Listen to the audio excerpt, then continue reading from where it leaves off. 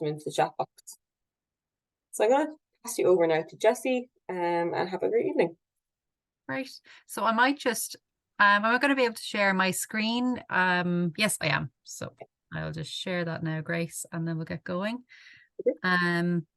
I'm going to ask can you see it okay? I'm still have to make sure. That looks good So here. cool. So look, I'll get going. I can see people are still kind of filing into the waiting room. No one ever wants to be the first. So thanks everyone for joining. I know a Monday night at 8 o'clock, to see, the bones of 100 people logging on is great to hear what I have to say.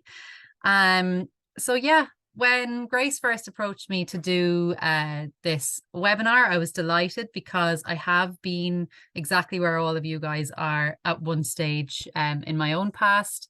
I have been, on performance squads before, long before I ever got to the stage I'm at. So really excited to kind of share some of the stuff that I'm learning as a psychologist and the stuff that I apply with other athletes for you guys to hopefully take something away from it. So I've called it Psychology for Sport and Everyday Life because I'm aware that obviously you guys are on a performance path, on the performance squad and the development squads, but it might not be the only thing you're doing. So I don't want to assume that everyone here wants to be a high performer in athletics. That may not be what your goal is. I'm sure lots of you do. But what we're going to talk about tonight can be applied to any area of your life that you're doing at the moment, whether it's school, maybe some of you guys might be in college, might be involved in other sports or other activities. So everything that we'll talk about today can actually be applied more generally. And I think they're really important skills for just that everyday life, as well as how to improve in sport. So as Grace said, I'm a sports psychologist. I work at the Sport Ireland Institute.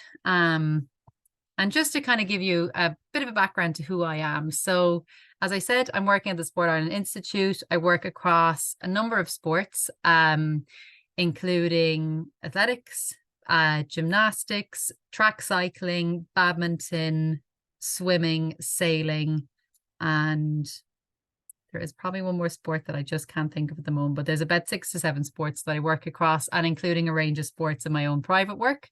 And I was fortunate enough to be part of the support staff that traveled to Tokyo in 2021. I, in a former life, was an athlete myself. I competed in the 400-meter hurdles, with my best achievements being a European finalist, World University Games finalist, and I was very lucky to compete at the Olympic Games as part of the 4x400-meter relay in the Olympics in London. And you probably, if you haven't clicked already, but you recognize my surname, I am the big sister of Thomas Barr. There he is, looking very, very young.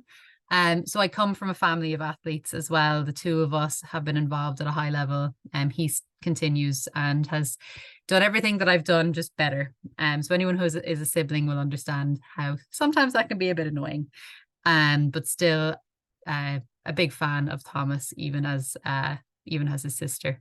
So that's a little bit of background to just who I am at the moment. And just, I suppose, obviously I'm not here to talk about being an athlete, but obviously it's quite relevant to today, and there'll be kind of different reasons why. So I suppose just starting this webinar, I'm showing you kind of a little bit of a highlight reel of my career. So I probably retired before some of you even got involved in athletics. Probably don't even know who I am, and that's absolutely fine. But I, did get to do some really cool things as part of my career. And I suppose, these are, compared to even what some of the athletes in Ireland are doing at the moment, probably, nothing compared to what they're doing. But I do have a few national titles to my name. I got to compete, as I said, at London Olympics as part of that relay, as you see there. I did almost set I was second on the Irish all-time list for the 400 hurdles, so didn't quite set an Irish record, but I have an under 23 record. And I also got to do really cool things like travel the world, see really amazing parts of the world with athletics, and even got to walk at the opening and closing ceremonies of the Olympic Games in London, which is an incredible experience. So sport has given me a lot. It's given me a huge amount. And I know you guys probably sit, you're watching maybe the World Championships in Budapest this summer, like we all were, glued to the TV, watching the team and thinking, oh my God, that just looks so cool. these people must be superhuman to do what they do. And I suppose I haven't reached the dizzying heights that some of the guys have, winning medals and making, world and Olympic finals regularly. But I suppose I have been at levels that, you kind of hope to get to as an athlete. And I suppose why I'm showing you this is to understand that I was where all of you guys are sitting, and I probably wasn't one of the standouts on those performance pathways either. So I suppose in terms of the path to success, we probably are, you're sitting in your sitting room or your kitchen or wherever you're watching this. Maybe you're listening to it and you're driving home from training. And we have this idea and we watch, our favorite athletes on TV, that it's probably been a pretty easy journey. They were probably the talented kids in school the whole way through, always successful, and just achieved everything they wanted when they wanted it. And I suppose the reality probably looks a little bit more like this. It probably, the journey to success for most athletes is probably going to look like that bottom journey. Ups and downs, setbacks, challenges, peaks and troughs, and lots of things getting in the way of the goal. And what's important, I suppose, to realize from that is not that the journey was difficult, but that the goal can still be achieved even if the journey is difficult. And there was an awful lot probably learned along the way. So, you can see that bottom picture and you see dips and valleys and, setbacks and challenges and obstacles along the way.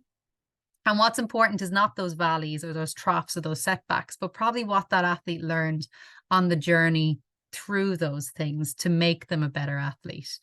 So I always want to kind of preface with that, I'm showing pictures of my own highlight reel, like I said, but in reality, there was an awful lot of that bottom journey for me.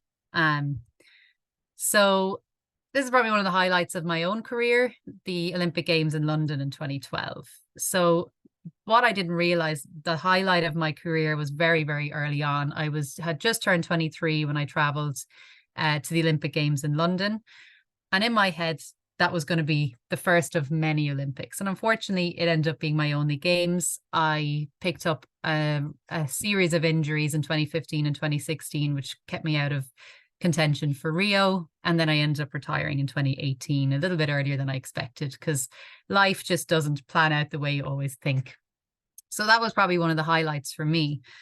And why I'm showing you this is because if I was to rewind the time back about 10 years, this is what I looked like. So there I am, looking great with the Olympic rings on my chest.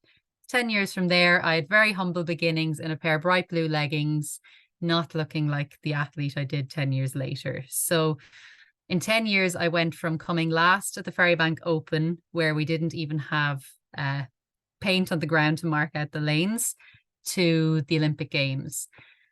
And why I'm showing you this picture is because there isn't probably one person who at that time would have picked me out of my training group, never mind out of, Irish athletics, but even just my training group, I was probably the last person anyone was going to pick as being the one who would go to the Olympics. And I actually myself and Thomas have ended up being the only athletes from Ferrybank Athletic Club to compete at the Games. And I can tell you, no one would have picked myself or Thomas back in 2002.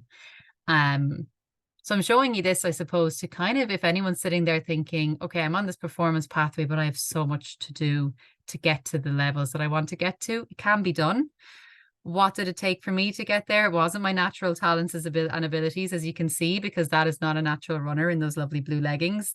It was a lot of work, a lot of just consistency, just turning up to training every night. It wasn't that I was working the hardest. I wasn't the one who was the most dedicated or motivated, but I just stayed with it. I stuck with it. I came to training every day. And what was really important is I loved it. I loved the journey. I loved improving. I loved working on my skills, trying new things. And I love meeting people. The people that I met through athletics were some of my best friends. So while you guys are sitting here, as part of this program, probably wanting to achieve performance off the back of it, there's so much more that you can, get out of your career, even early on, that could actually contribute to you going from this to hopefully this someday as well, if that's what you want to do with it. If you were to ask 12-year-old Jessie in that field in the blue leggings, I wouldn't have been the one who put my hand up and said, I want to go to the Olympics, that I want to be the next big thing. I just wanted to have fun. I wanted to go on the trips. I wanted to, if I won a medal, that would be great, but I just wanted to be involved and be part of it. So that was my goal at the time. And obviously that shifted and changed as I started to see a little bit more success. So I suppose one of the first things to kind of think about when it comes to, especially with the work I do with athletes, is I suppose I need to understand what their dream goal is. Because, sometimes one of the biggest indicators of what it is you want from your sport, or what it is you want from your work with a sports psychologist, if you were having a one-to-one meeting with me, is I need to understand, what do you want long term? Are you someone who wants to go to the Olympics? Are you someone who just wants to be the best you can be in your event? Is it you want to master your event and be really technically proficient? Or you just want to have a really good time doing your sport? Whatever that is, I'm always looking to understand what your dream goal is. And why that's important is not just so I know what it is you're trying to achieve, but actually understanding what you're working towards, whether it's realistic or not, or whether you think it could happen or not. Just having something out there, what is your why? Why are you doing this is really important, because it can keep you motivated, it can keep you involved, and I suppose it helps to understand, how to set goals on the short term as well. So sometimes even just starting by considering what your goal is, because a big part of my job as a sports psychologist is goal setting, which I know you've probably all heard of, but this is often where I start, is understanding the big one, the big goal, if anything was possible, what would I want? And then breaking it down further. So then you might think, okay, my dream goal is to go to the Olympics, maybe win a medal. Okay, so that's great, but let's bring it back more short term, because obviously no matter what you're doing, everyone probably has a big idea of what they want to do, but what are the steps that I need to take? So usually we think about what we want to do this year and next year. So what are our more short-term goals? So sorry, I just sort of showed a flash of a picture there, and actually that's what I want to go on to next. So what is your dream goal? It might be to be one of these guys here. And I tried to find as much of a mix of events here, try to represent as many of the disciplines as possible: sprints, middle distance, long distance, walks, throws, jumps. So hopefully I've done a bit of a mixed bag here. And sometimes when we're trying to think about, our goals and, our dream goals, we put these kind of things out there and we kind of feel a bit lost. So sometimes we think about our dream goal and then it just seems so big, we don't even know where to start about thinking, how do we do it? Or what do we do now? So one of the things that I would, encourage you guys to think about as part of, being on this performance program or on the development squad, is to consider what are the kind of skills and qualities of the top athletes in my event. So what is it that they do to be the best in their event? And I'm not just talking about physical or natural talent. You might look at someone like Rashida and just say she was just born to run because she's super tall and these big long legs, and I can't grow 5 inches to be as tall as Rashida if you're a 400 runner, for example.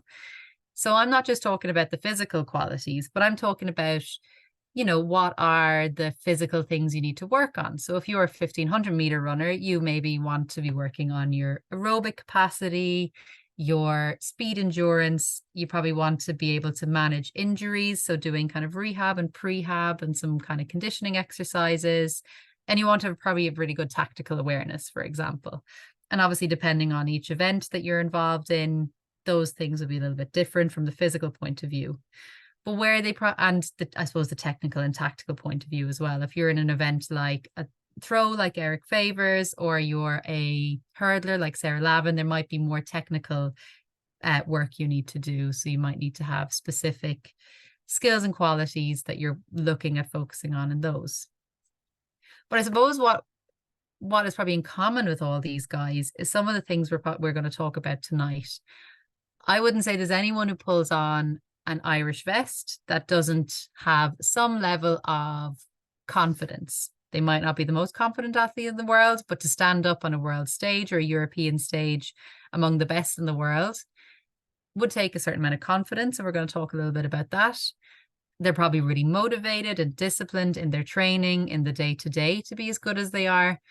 and they probably have some pretty clear goals of what they want to achieve. So, you know, if you're to reach the levels they're at, they've probably set goals and work on them continuously day in, day out. So that's something, again, that we're going to talk about, is setting goals.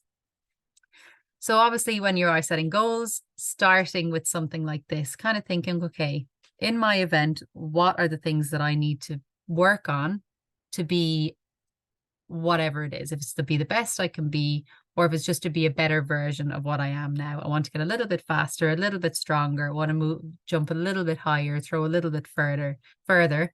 Think about what the best in your event are doing, and to maybe try applying that to you. So then to bring that to what I was going to talk about for your goals for 2023, 2024. So now you've kind of decided you want to be one of the fastest in your event in Ireland, or you just want to set a personal best. And you've already thought about what it takes to be a really good version of your event. Now think about what that looks like this year, because obviously if you want to set a personal best, you want to break an Irish record, you want to eventually run for Ireland, what are the goals that will help you get there just this year? So that we've talked about the dream goal. You've thought about what it is that you need to do to kind of get there long term based on what other people are doing. But what does that look like for you for the rest of 2023 and into next year? Because I know there's a big range of ages here. There could be people who are just starting off in athletics and are only very, very new to the sport, or there could be people who have already competed at a high level already. So obviously it will depend on where you're at in your journey and what it is you want. So if you're thinking, okay, but where do I even start with setting goals for the rest of 2023 and 2024? Well, when it comes to goal setting, in sports psychology terms anyway, I like to think of 3 different types of goals. So you've got your outcome goals, which are a result. So that could be setting a personal best, that could be winning medals, it could be qualifying for national finals, maybe getting your first Irish vest. Then you've got your process goals, which are like the stepping stones. It's the day-to-day work you're doing. So that could be the process goal might be consistency at training. So that means never missing a training session. It could be having goals around your nutrition. It could be goals around improving your aerobic capacity or your physical strength in the gym. And excuse me. And then you've got your performance goals, which might excuse me.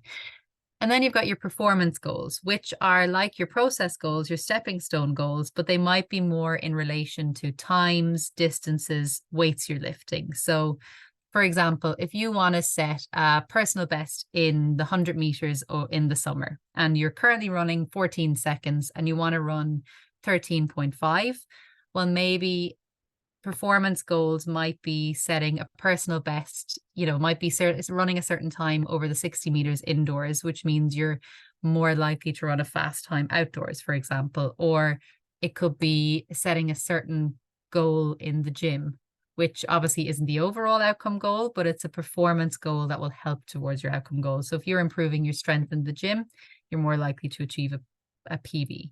So basically what we're talking about is learning to set smaller goals on the way to your big goals. So when I talked about your goals for 2023, 2024, when I showed you that slide, the ones you probably thought about first were your outcome goals. They were winning medals, PBs, getting faster, getting stronger, those kind of things. So what I would encourage you to think about is the stepping stones to getting there. So just to kind of deviate a little bit from the goal setting specific stuff at the moment, I flashed onto another slide there. Because when we think about our goals, they can be really big and broad, and we kind of don't know what are the things we should really focus on. Because realistically, if you want to set a PB, you could be thinking about loads and loads and loads of different goals.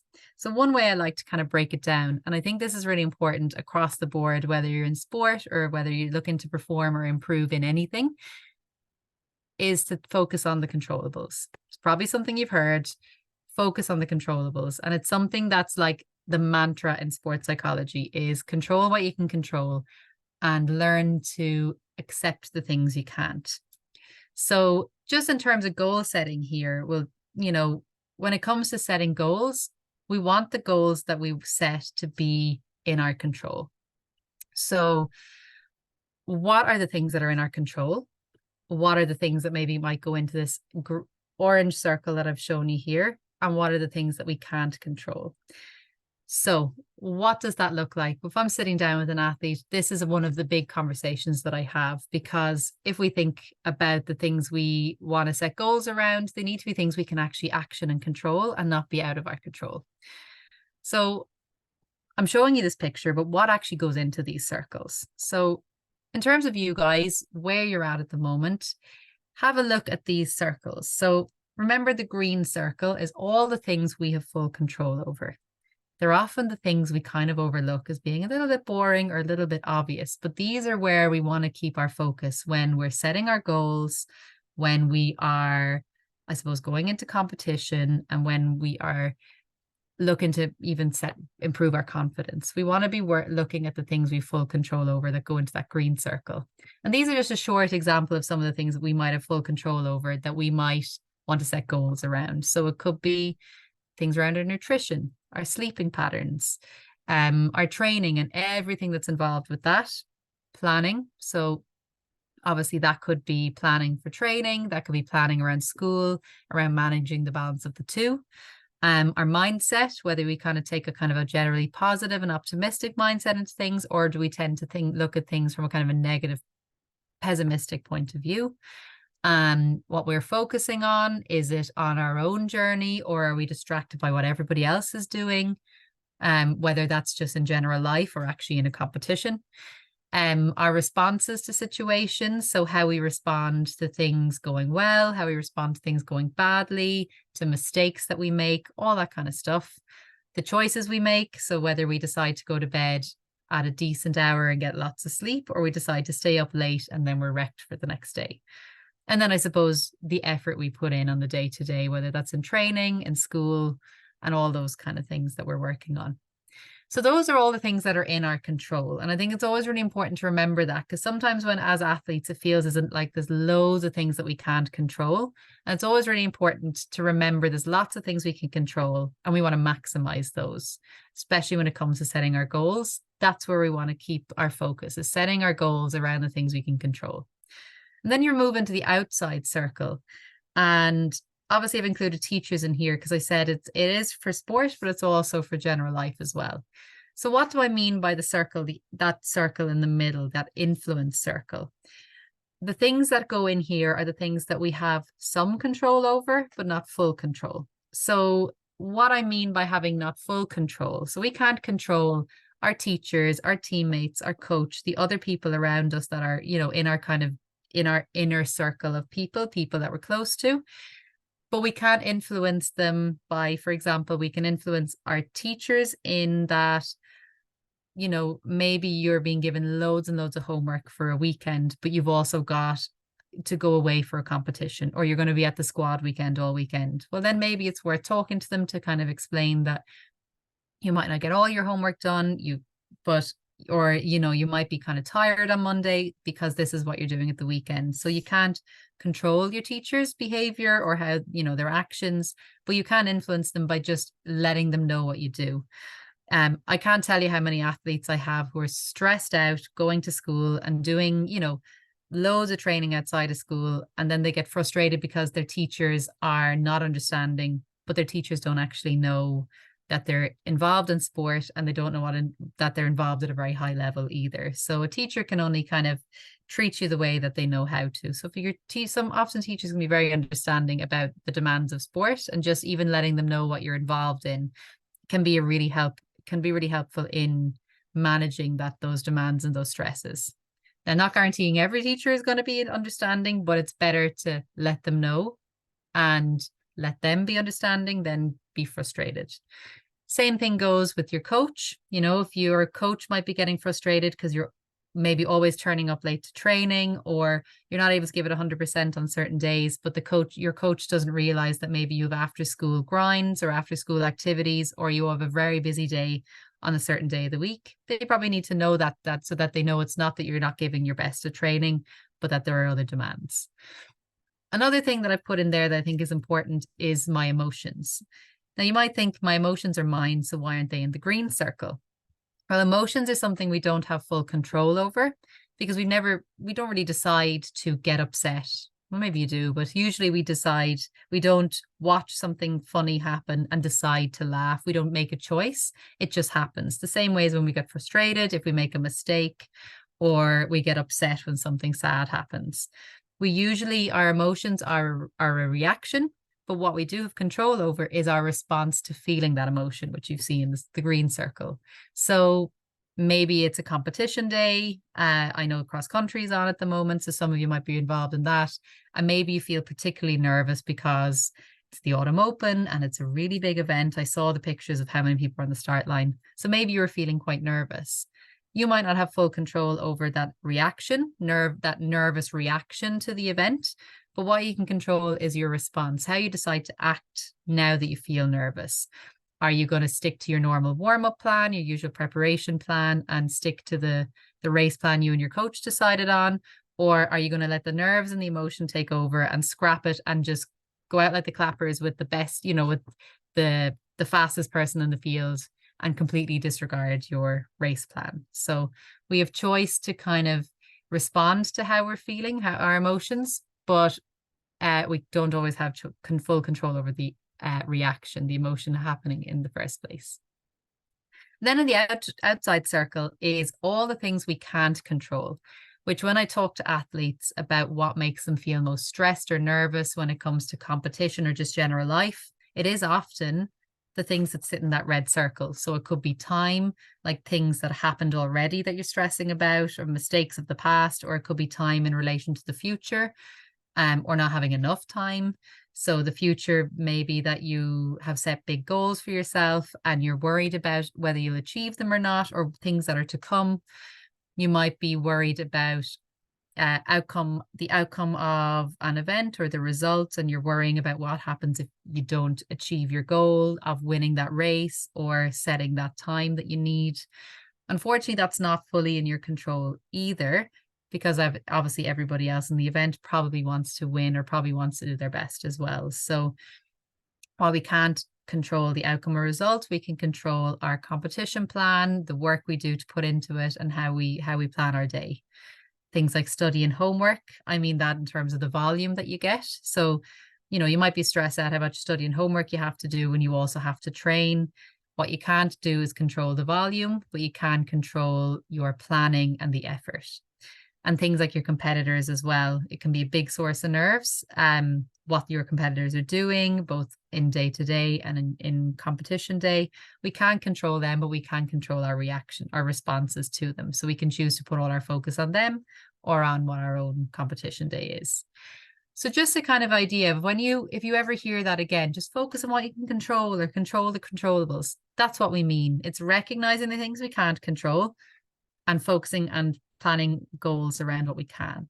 So always asking yourself the question, sorry, my slides are a bit slow to come through. So if there's something that's worrying you, or you want to set a goal around something, well, is it in my control? And if it is, what are you going to do to maximize it? Like your nutrition or your training. How can I maximize this? And if you're not sure, you ask someone. Is it in my control? And the answer is no. So it might be the weather. You hate training in the rain. Okay, it's not in my control.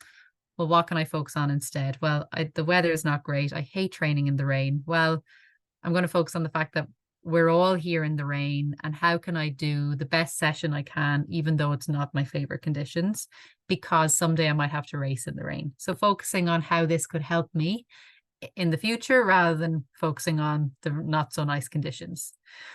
And if it's something that's not fully in your control, like your emotions, like getting nervous on race day, well, what's my plan for it? So you might know I always get nervous on competition day. So my plan is to have a really good competition plan. I'm going to know what time I'm eating at, warming up at. So I've made a kind of a schedule for my day. And I'm going to just focus on my breathing before the race starts. So I know I'm going to be fully in control. So even though it's not the nerves aren't in my control, I have some plans for when I feel them. So just really simple things to consider. So back to goal setting then, with that in mind. Sorry, those little squares should say you now, and that square on the top of the mountains should say your goal. And I do not know why they're coming up in black. I'm not trying to hide them from you. So when it comes to goal setting, we want to think about all the stepping stones to getting the goal. So sometimes when we're sitting here and whatever our goal is, whether it's, like I said, setting a personal best or, qualifying for the national championships or getting through rounds at a competition or whatever your goal is in relation to, it can seem like a really big deal and it can seem like it's so far away. But what we want to do is break it down into all of the steps that are involved. And that's what we call, like I mentioned earlier, is the process goals. And I think that's a really important thing if you take away nothing else from today, is breaking your goal down into all the steps that it takes. And as you can see here, this person is crossing this river to climb the mountain to eventually achieve their goal. What you want is to have lots of process goals like here, lots of stepping stones in place. So you might be a 800-meter runner at the moment, and you want to break 2 minutes for the first time. I'm assuming there's not any female sub 2 minute runners here. So I'm going to say this is more in relation to the boys. It's maybe breaking 2 minutes for the first time, for example.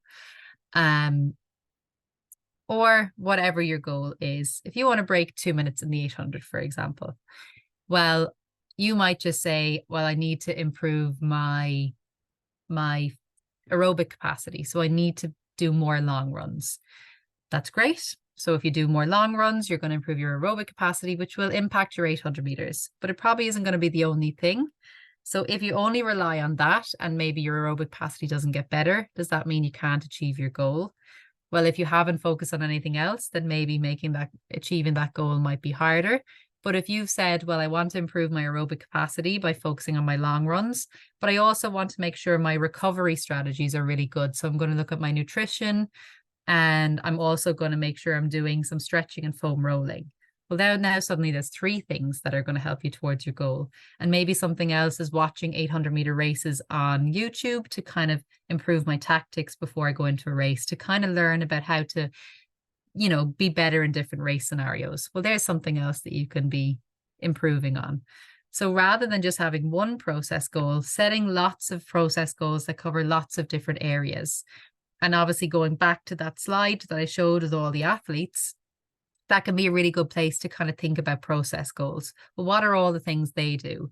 They're probably doing recovery work. They're maybe doing strength and conditioning, speed work. They're doing drills.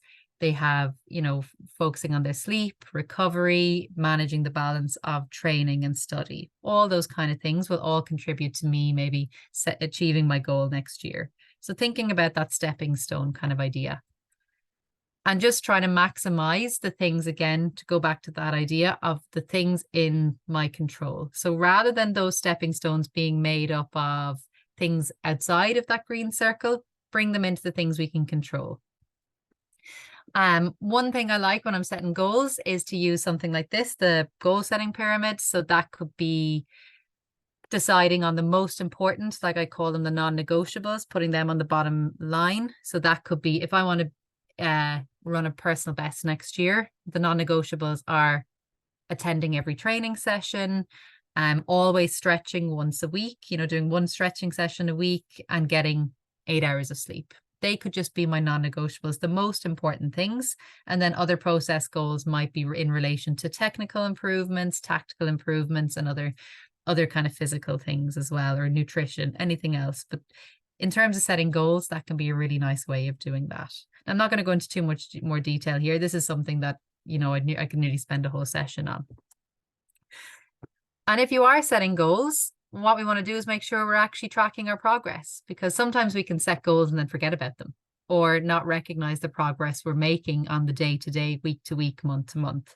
So grabbing yourself a training diary and just putting, at the end of every day or even just at the end of a week, jotting down a few notes about the session, not just the times, like what the session was or the times you ran or the distances you threw or jumped or what you lifted, but actually thinking about a little bit more detail. Now, it doesn't have to be as detailed as this, but you can take some ideas from something like this, these training diary prompts that I give to lots of athletes. So, deciding, at the end of the week, you can sit down and say, maybe there was a specific focus of this week, but really what I would be including in my training diary is just things like what went well And why did it go well? So maybe you had a particularly good session. Why did it go well? Well, you felt really good. You felt really energized. You had loads of energy and you're in really good mood. Was that in your control? Well, yes, because I turned up having had, a really good night's sleep the night before. I'd had my snack after school, so I had plenty of energy, for example. How can I make sure it continues? Keep bringing snacks to school, make sure my recovery is really maximized. And then anything that didn't go well, if this week you didn't have a good session or something you're disappointed with, writing that down, not just to remind yourself that something didn't go well, but to learn from it as well. So if it didn't go well, was it something that I could do better? Is it something that I could control? And how can I improve it next time? Why we want to capture the good and the bad is that the good is a confidence builder and the not so good are things that can help us, are things that we can focus on to improve on next time.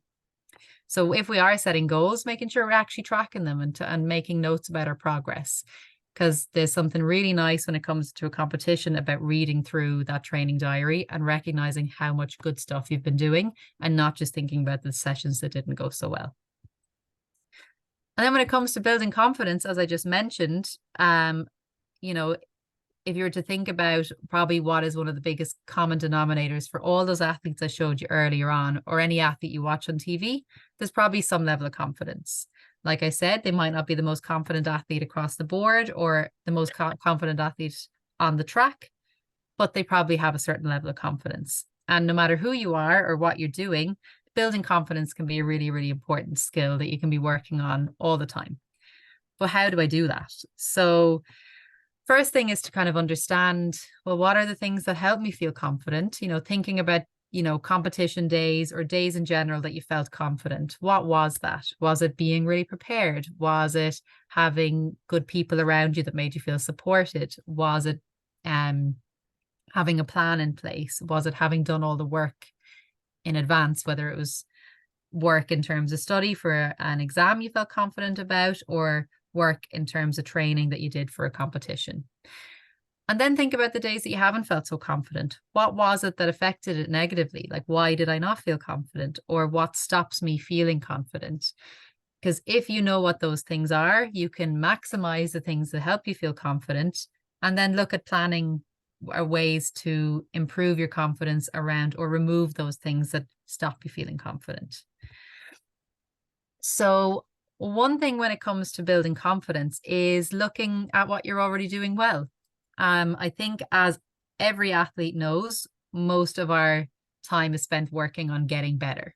So we're probably in this group here. I'm sure if I was to ask you all to tell me 5 things you need to improve across the board to be a better athlete, you could probably pick those 5 things pretty quickly. But if I was to ask you to tell me what you're really good at, I bet you'd struggle to find 5 things as quickly. You probably will get to the 5, but it might take a little bit longer. That's definitely been my experience as I've been working in sport. So the starting blocks for confidence don't always come from results. There's this idea that when I have good results, then I'll be confident. But we want to bring confidence into our competitions in order to get good results. So actually, we want to start with a basis of all the things we're already good at. Why am I here on this development squad, on this performance squad? There's obviously strengths that I already have. What are they? And breaking them down into these 4 areas. So what are my physical strengths? Am I particularly quick or strong or flexible or agile? Psychologically, am I someone that actually is quite confident, or am I just very motivated and determined? And am I a hard worker? Am I very focused? Lifestyle is those kind of more general things outside of the psychological things. So is your nutrition good? Are you good at managing your recovery and your sleep? Have you got a good balance between training and school? Do you manage stress well? And then the technical and tactical are obviously the ones that are specific to your event. So what are the strengths that I already have? You've probably got a big, long list of things you want to work on to improve, but actually recognizing that there are things.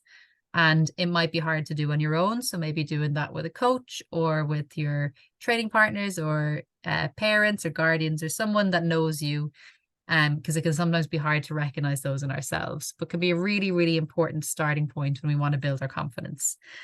And then as we improve in things, we can add to that. So as you improve in training, hopefully those physical and technical and tactical things in particular are going to improve, and you're going to be able to add more to your strengths. Another kind of exercise I like to do is gathering evidence. So the idea of gathering evidence, what does that look like? Well, it's, you know, you've set a goal. What are all the reasons that I actually can achieve this goal? What are all the things I'm doing right now that will mean I can run or jump or throw a personal best next year? So that could be the work you're doing day to day in training. It can be kind of things you're putting in your training diary, the little bits of progress you're making, new skills you're developing. You know, what are the things that make you feel confident that you can apply to your goal? Writing them down in that training diary.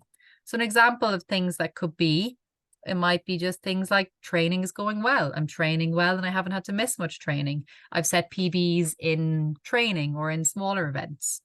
Maybe you're stronger or faster in different things. Maybe if it comes to the goal as in your competition, maybe reminding yourself you've competed at this level before. So different things like that, or you're getting lots of feedback from your coach. So again, you're probably noticing that the confidence I'm talking about is not coming from specifically from results, but more so from the things that you have control over and the work you've been doing. So what are all the things that I'm doing that means I'm going to be able to achieve my goal when it comes to it? Just writing that kind of thing down, taking note of it can be really, really helpful. And to kind of demonstrate why this can be really valuable to becoming a more confident athlete. Oh, that should not be there. Okay, hang on. That's I'm going to stop the share for a second because I'm missing half my presentation. Give me 2 seconds. I don't know why that Okay, so quickly.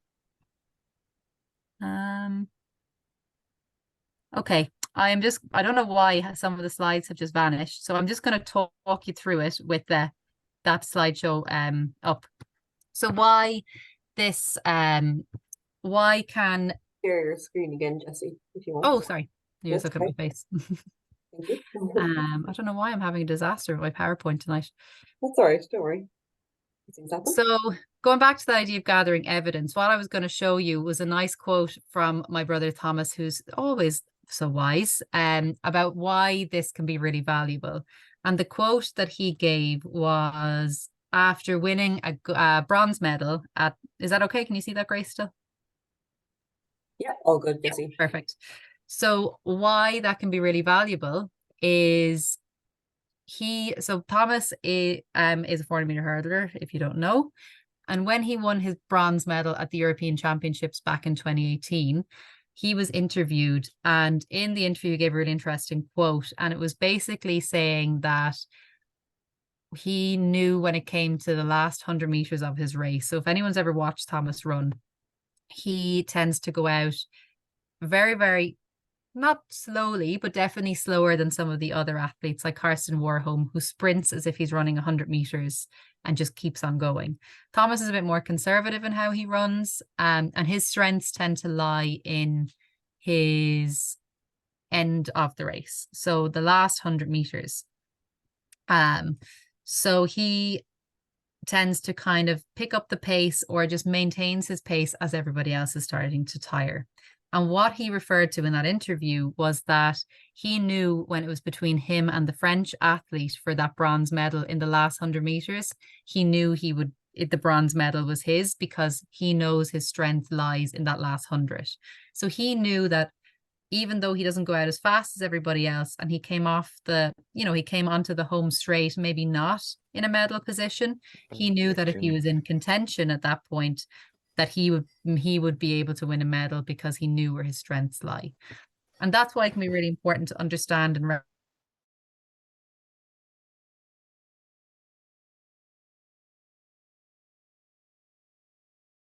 Sorry, I got muted there.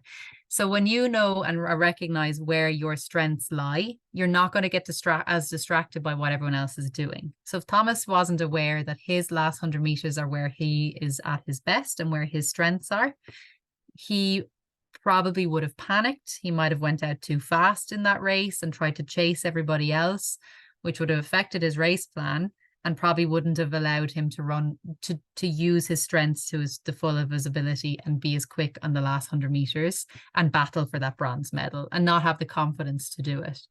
So knowing where your strengths are means that you can actually apply that confidence. And then the other quote I was going to show, which somehow has disappeared from this slideshow as well, in terms of gathering evidence, the quote was from Annalise Murphy, who won a silver medal in the laser sailing event in the Olympic Games in Rio in 2016. And Annalise explained how that kind of idea of gathering evidence, so kind of keeping training diaries, keeping logs of everything, knowing, having a really good knowledge of her competitors, of the environment she would be sailing in, really understanding the conditions that there would be in Rio. To do that, she spent 6 months over in Rio, which obviously is not realistic for most people, but kind of understanding all of the things that were going to be involved in her competition, and then gathering all the evidence that she could, that she would be able to apply her strengths to that. So, you know, reading the wind, reading the tides, knowing the environment, knowing the race course meant that when she came to actually racing it, she had the evidence there to say that she'd be able to go and achieve her goal. So while these seem like really small things, and obviously we all think that most of our confidence is going to come from the performances that we give, we can be building our confidence now. For, you know, for those of you who are in the off season, that can come from just tracking your progress, recognizing those little areas that are improving, recognizing your strengths and really acknowledging those strengths and using them to your best, as well as obviously always working on the things you want to work on. So look, I've spoken for 50 minutes. I want to leave a little bit of space for questions if anyone has any. But that was where I was going to finish. I'm not just finishing because I've run out of slides, but I was actually going to finish on that piece on confidence as well. Because I think it's a nice place to finish on. So if anybody has any questions, please fire them.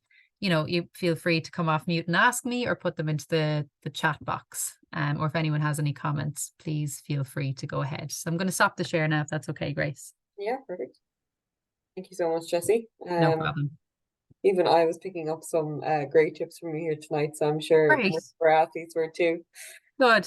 I've gotten one that's good race food. So I'm going to put my hand up and say I'm not a nutritionist, so I don't want to give any advice in that sense. But I suppose the best race food is the stuff that gives you the energy for the race and that you like to eat. You know, if we bring it back to psychology, you want to eat something that you know is going to sit well in your stomach, that you like eating, that you're not forcing yourself to have to eat. So, and that you know is going to give you the confidence to be actually able to do your event. So I wish I could give you a really specific example, but simple, look, any athlete will say simple carbohydrates that are, you know, easy to digest, like porridge and rice and things like that, that are going to give you energy, but are not really hard on the tummy. That's what I used to find. Bananas, those kind of easy sources of energy, but I can't give you specifics because it's just not my area, unfortunately, Matthew. But great question. I wish I could give you more. Some other people might just say jellies. Kleena wants to know about, okay, so the questions are coming in now. Any tips for pre-race nerves? Great question. That's definitely more along my end of the spectrum. So I suppose tips for pre-race nerves, planning. It's going to be kind of boring, but planning is really, really important. So I think having a race plan made out the day before, because I suppose to understand nerves are an emotion and they can affect our normal logical decision making. So sometimes on the day of competition, if we're very nervous, we might actually change what our normal race day or competition day looks like. So making sure you have a plan of what time you want to have breakfast, what time you want to leave for the track, what time you're going to start warm up at, what time you're going to go to call room at, what your warm up is going to look like. Making plans for that, so it means you're doing the right preparation, is a really good start, because sometimes when we are nervous, we might try to warm up for too long or delay our warm up, and then we're stressed, or we try to copy what other people are doing because we feel they're doing something we should be doing. So sticking to what you know is really, really important on race day. And then for just kind of really quick, a really quick technique for kind of managing nerves is breathing.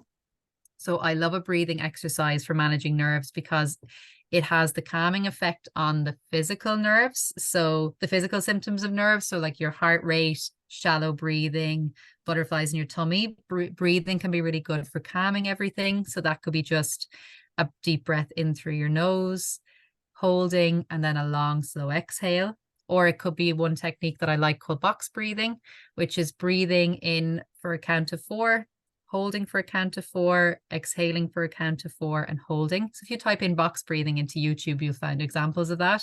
A really nice one for right before you're about to compete, or even if you're getting nervous and warm up, because it has the physical kind of calming effect, but also gives you something else to focus on, instead of thinking about what's making you nervous. So there's just kind of 2 examples. If you had a mid-season goal and didn't hit this, what would you recommend? Another really good question. I suppose if you didn't hit it and you're disappointed by not achieving that goal, it can be very easy to want to just forget about it and move on and not think about it. But actually reflecting on the goal and why you didn't achieve it is really important, because there's a lot of learnings to be taken from success. Success leaves clues, but also missing out and not achieving things leave clues as well. So why didn't I achieve my goal? And being really honest with myself. Did I do everything that I could have done? Is there more I could have done in terms of, those process goals, ideas that I talked about, or the things that maybe you didn't consider that when you go to your next part of the season, you can be working on? So why didn't I achieve my goal? What did I do well that nearly got me there? But what are the things that were missing? Accepting that disappointment is part of it, but recognizing that every disappointment and failure is an opportunity to do something a little bit better if you decide to learn from it. So blocking it out and forgetting about it is probably the worst thing you can do. I feel my technique is good. So should I focus on speed for hurdles? Yeah, absolutely. So Niamh, that's a good question. I'm not your coach, so I'd say speak to them. But if you've got a good technique and there are other areas that you need to work on, absolutely. Everything that's a strength can be made better, but anything that's a weakness can also be made better. So if you are a hurdler, speed is really important. So maybe, focusing on speed for now, and then maybe technique can be something you work on closer to the season.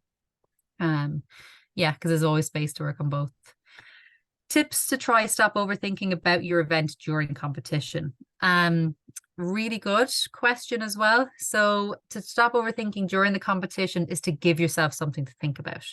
So if you think about your brain and the way it works, it's always looking for something to think about or focus on. And if you don't give your brain something to think about, it will fill that void essentially. So if you're just sitting there, maybe you're a high jumper and you're waiting to jump or you're waiting to come in and you haven't anything specific to focus on, you're probably going to be focused solely on your competitors and the heights they're jumping and what they can jump and what you want to achieve and what's making you nervous and who's there. So if you haven't given yourself something to think about, you're probably going to fill that with the overthinking thoughts, and the overthinking thoughts often are negative.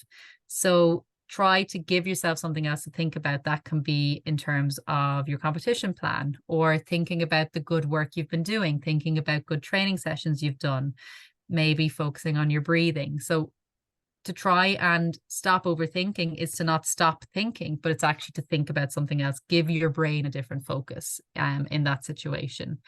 That's why you probably saw Nicola.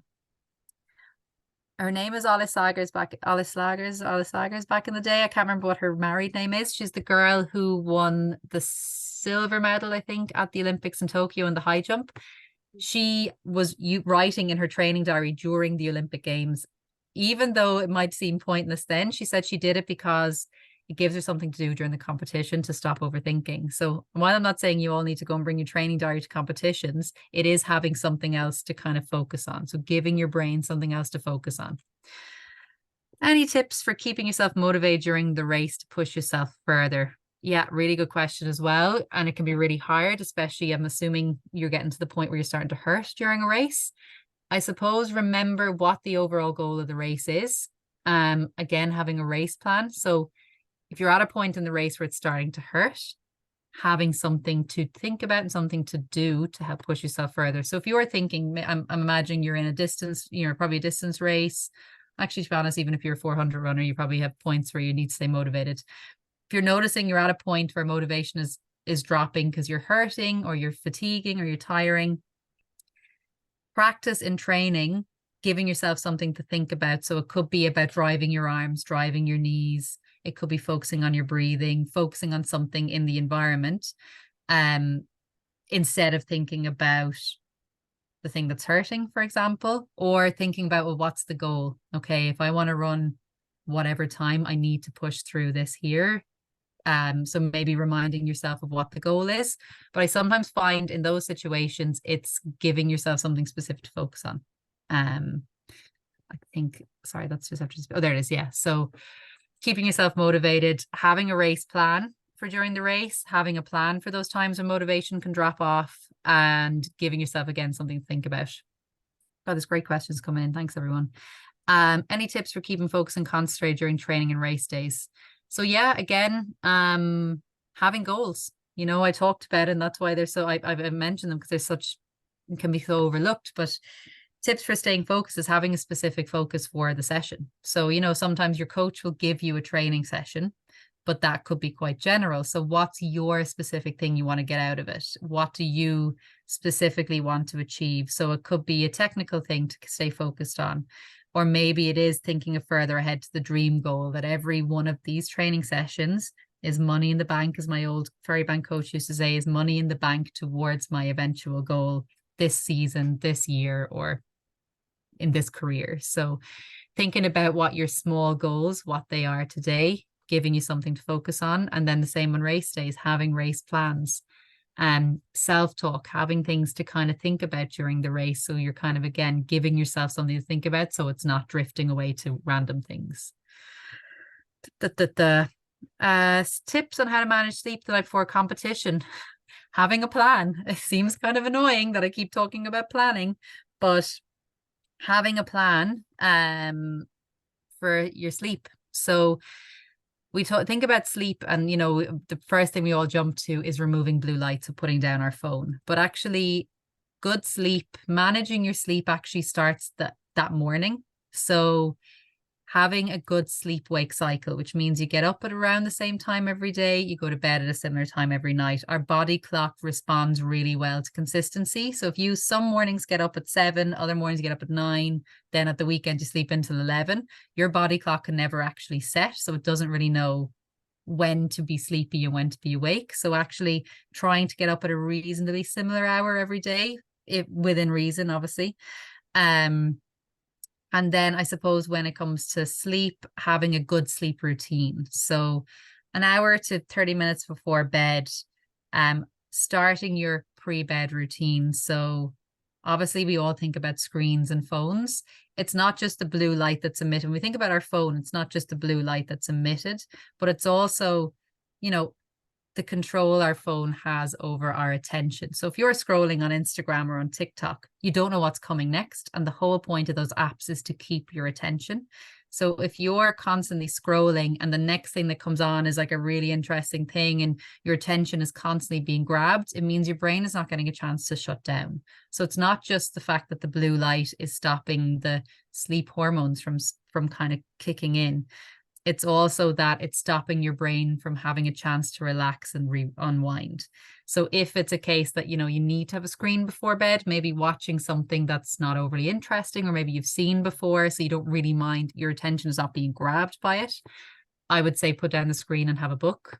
So trying to have a similar routine every night around, so doing the same thing around the same time every night, and replacing kind of attention grabbing activities with more relaxing, like sleep, or like reading, maybe a podcast, maybe some stretching, things like that. So having kind of a routine and starting it, starting to implement the same things every evening would be a really, really good start. And I would be doing those even before you come to competition day. So try not having a different routine on competition day. Like, don't have just a specific sleep pattern for the competition. Try and keep it the same, because our brains respond to consistency rather than it going, oh, this is my competition day sleep. It's just having that consistency throughout so that by the time you come to competition, you're probably used to responding to that routine. And if you are still struggling with sleep the night before a competition because of nerves, for example, I would look up what's called progressive muscle relaxation on YouTube. It's a relaxation activity that I find really, really helpful for helping sleep. It's like a guided kind of meditation, but it involves breathing and like tensing and relaxing the muscles. So if the sleep routine is not working, that can be a really nice way to just kind of relax. I'm 12 and I'm doing high jump. Do you by any chance know how to fear the bar less? Really good question. I suppose asking yourself why it's scary. What is scary about the bar? You know, is it scary because it's high? Is it scary because landing on it kind of hurts? What is scary about it?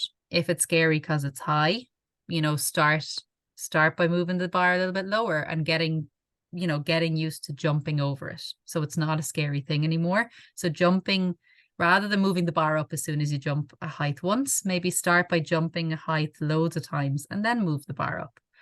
If it's scary because it hurts to land on it, I suppose that's like saying it's scary to run a marathon because I know I'm going to be tired. Unfortunately, sometimes they're just part of it.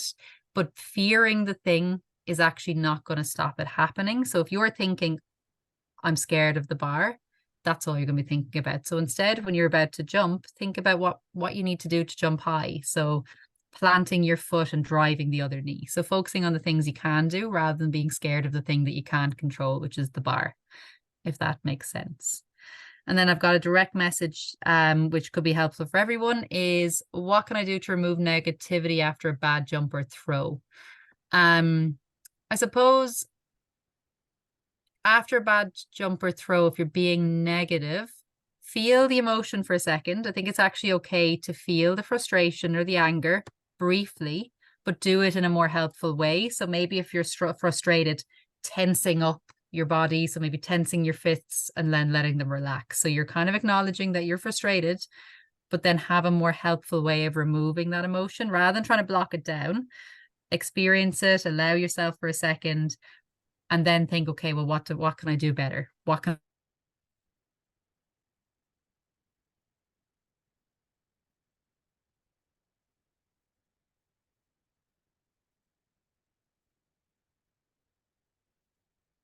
everyone still hear me? Grace is frozen. Oh, you're still there. Yeah. You froze there. I wasn't sure if I was frozen or you were. But yeah, so I think in terms of that removing negativity, it usually that negativity is in relation to emotions. So kind of allow the emotion briefly, but I think having a kind of a routine for after a bad jump or throw. Okay, I'll always take a deep breath, I'll take a few steps away, move away and then come back and think about, what the next jump or throw is going to look like. What are the technical things I need to focus on? Do you have any tips for preventing nerves between heats and finals? Yeah, so I suppose oh, that's great. Thank you, Martina, that it helped with the high jump.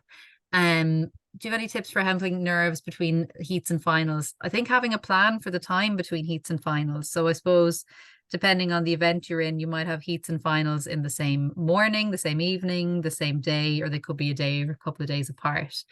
Having a plan. So maybe, having things to distract yourself. I work in swimming and they will have their heats in the morning and finals in the evening. So the plan will be around meal times, having a nap, doing a bit of a reflection with themselves and their coach, and then maybe watching some shows that kind of put them in good form. So for you, having a plan, so having a plan gives you kind of a distraction from the thing that's kind of making you feel nervous, making you feel more in control of what you're going to do for the final. And then, yeah, reflecting on the heat. What did I do well? What didn't I do well? What can I control going into this next round? And what is my plan for it? And try to embrace it. Nerves aren't always a bad thing. Nerves can be a good thing and we can't get rid of nerves. So instead, embrace the nerves and see it as a good thing. That if I'm nervous, it means my body is energized, because that's what nerves are. The source of nerves is adrenaline. That feeling of nerves can be adrenaline. So there's adrenaline flowing through your body. It's probably going to help you in the final, but kind of feeling like you're in control with a plan and with your preparation, and knowing what you're going to do when it comes to the final can be really, really important in managing them. So as you mentioned, as you can see, I said manage, not prevent, because unfortunately we can't prevent them, but we can, we can kind of manage them. So I think that's the last of our questions coming in. If anyone there's been some brilliant questions, so I really appreciate everyone who has given me a question. They've been really, really good, and I'm sure even the answers I gave probably been helpful to other people as well. So if anyone has any others, throw them in before we finish up. Yeah, some great questions coming in there. Mm. And I'm sure people, sometimes they're the things that you might not think of, but could actually really help you as well. So I'm sure there's plenty of people on the call that benefited loads. Oh, I'm glad. Yeah, that seems to be. Yeah. Well, guys, if you do have any other questions, you can contact myself, and I can pass them on to Jessie. But on behalf of myself, and I'm sure on everyone else here on the call, a huge thank you to Jessie. I think it's been great to have you on here this evening and start off, I suppose, our webinar series on such an important topic as sports psychology, because I think sometimes it can be something that a lot of us might struggle with or hold us back. So hopefully you can all go away tonight and maybe apply some of these learnings to your own training. But yeah, thank you so much again, Jessie. Great to have you on here. No problem. And thank you all for joining in as well. That's great. Thanks, everyone. And thanks for your questions. It's been brilliant. Thank you. Thank you. Thanks, everyone. Thank you. Thank you. Thank you. Thank you. No, thanks. Right, I'm going to jump, Grace. You. Good to see you.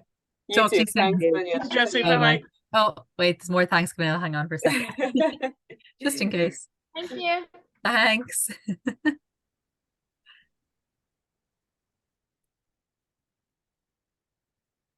Feel free to head off. Okay, cool. Yeah, I think that's everything. I'm just in case.